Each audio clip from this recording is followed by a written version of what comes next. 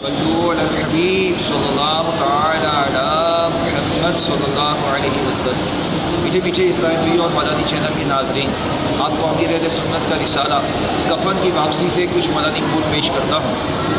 حضرت سیدنا عبداللہ ابن زبیر رضی اللہ تعالیٰ عنہ سے روایت ہے، جو ماہ رجب میں کسی مسلمان کی پریشانی دور کرے تو اللہ عز و جل اس کو جنت میں ایک محل عطا فرمائے گا، ایسا محل عطا فرمائے گا جو حد نظر تک وسیع ہوگا۔ تم رجب کا اکرام کرو، اللہ تعالیٰ تمہارا 1000 کرامتوں کے ساتھ اکرام فرمائے گا۔